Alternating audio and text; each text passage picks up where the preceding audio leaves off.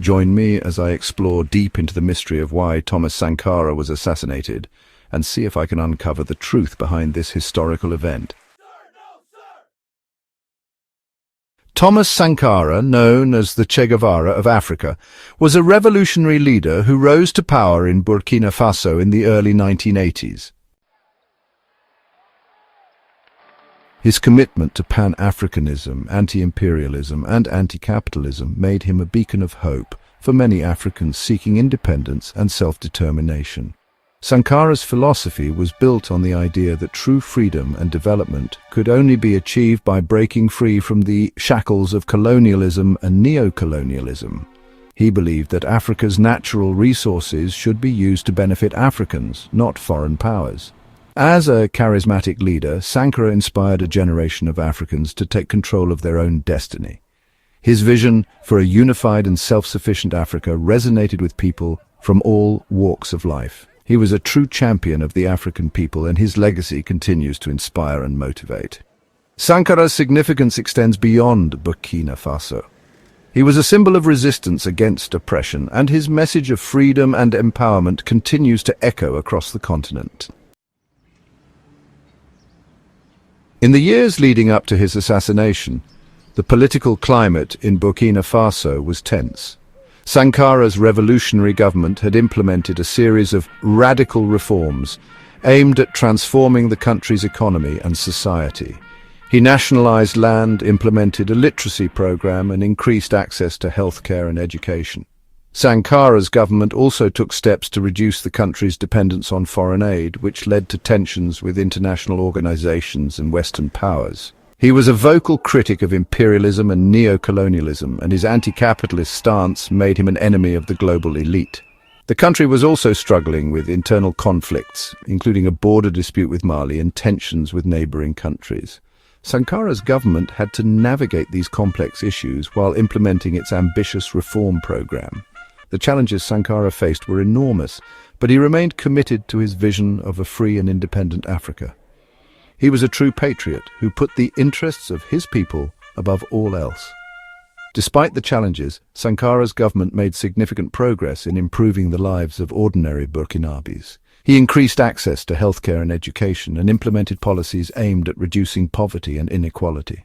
Sankara's commitment to women's empowerment was also noteworthy. He recognized the importance of gender equality and took steps to promote women's rights and participation in politics.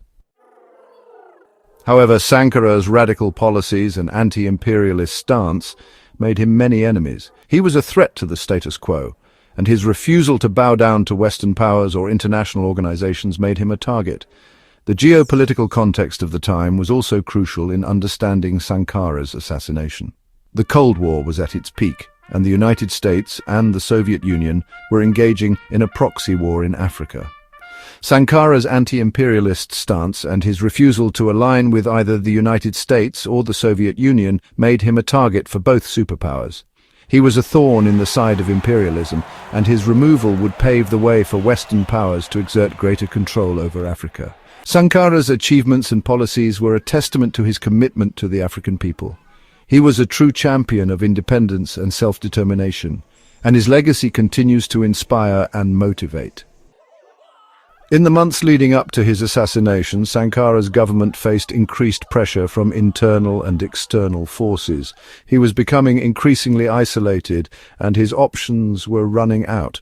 On October 15, 1987, a group of soldiers stormed the Conseil de l'Entente, where Sankara was attending a meeting.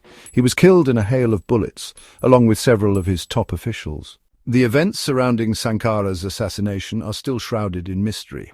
The official story is that a group of disgruntled soldiers, led by Blaise Compaoré, orchestrated the coup. However, many believe that foreign powers were involved, including the French and the CIA. The immediate aftermath of Sankara's assassination was marked by chaos and confusion. Compaoré, who would later become president, took power and began to reverse many of Sankara's reforms. The impact of Sankara's assassination on Burkina Faso was devastating. The country was plunged into chaos, and many of the gains made during Sankara's rule were lost. The broader implications for African politics were also significant. Sankara's assassination sent a chilling message to other African leaders who dared to challenge the status quo. Today, Sankara's legacy continues to inspire and motivate. He remains a symbol of resistance against oppression, and his message of freedom and empowerment continues to echo across the continent. As we reflect on Sankara's life and legacy, we are reminded of the importance of staying true to our values and principles. We are reminded that the struggle for independence and self-determination is ongoing and that we must continue to fight for a better future.